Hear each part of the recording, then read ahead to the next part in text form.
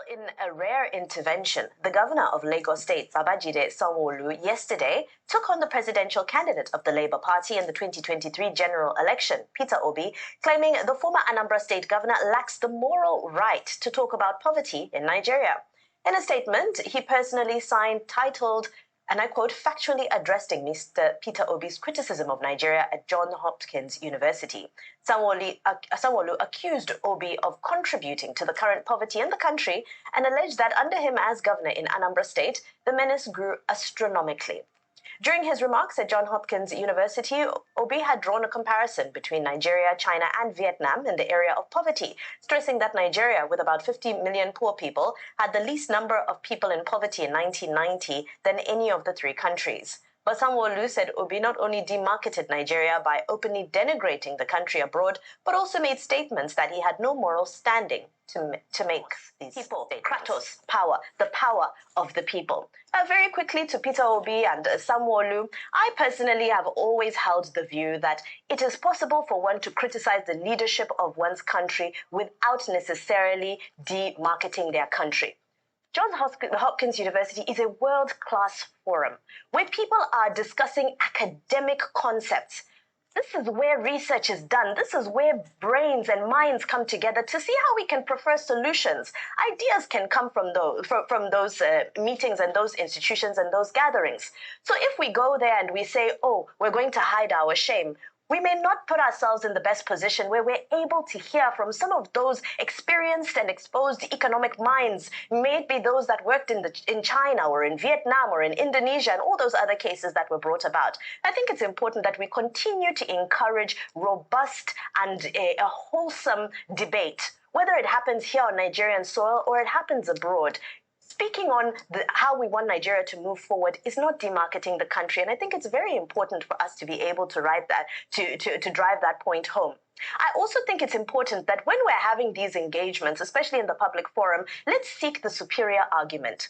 So, of course, the criticism from Governor Sanwo Olu is more than welcome, but it would have been a lot more welcome if we could have had him criticize or engage Peter Obi on an intellectual level about the content of the speech, as opposed to, oh, you can't go out and demarket Nigeria and then tell him he didn't do well in his time.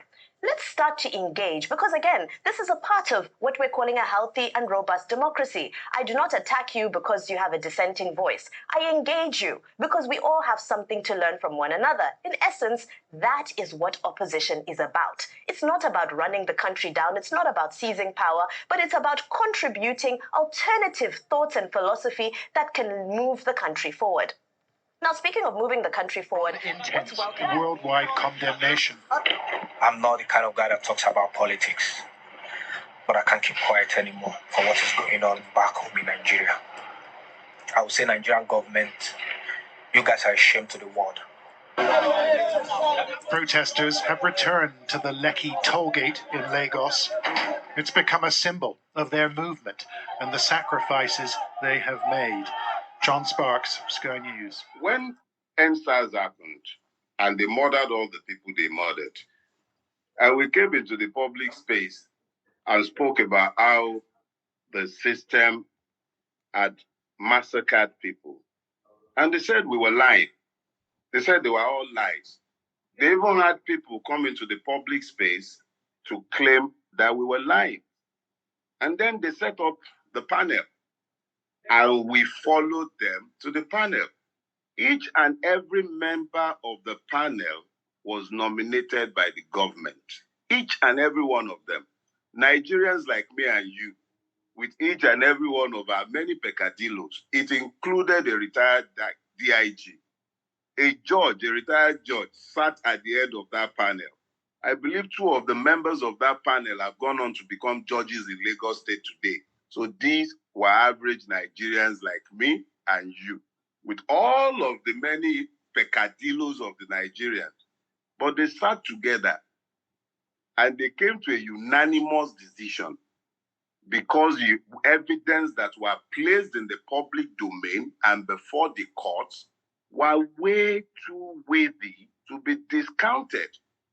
This is more or less the same situation on a bigger scale. We are back before a system that we do not necessarily trust.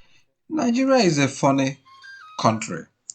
Sometimes, because the owner of the house is slow to catch the thief turns around to call the owner the thief.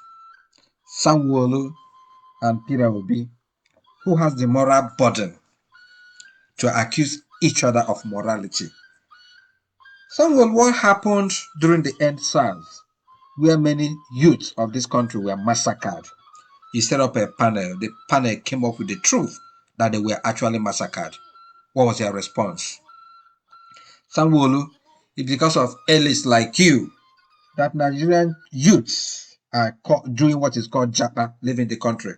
Nurses are living in drones. Doctors are living in drones. And you sit at the comfort of your office mocking Nigerian youths. You were among those during Buhari government that called Nigerian youth lazy. And when they rebelled, what did you do? You sat and watched Nigerian youth being massacred. And today you talk about morality? This is sad. This is sad. Please try to engage dissenting voices on constructive argument. And like the lady from Arise says, let superior arguments wins. It's only when we do that in Nigeria that we say Nigeria is practicing what is called real democracy. But until you answer my question, what happened during the end SARS process?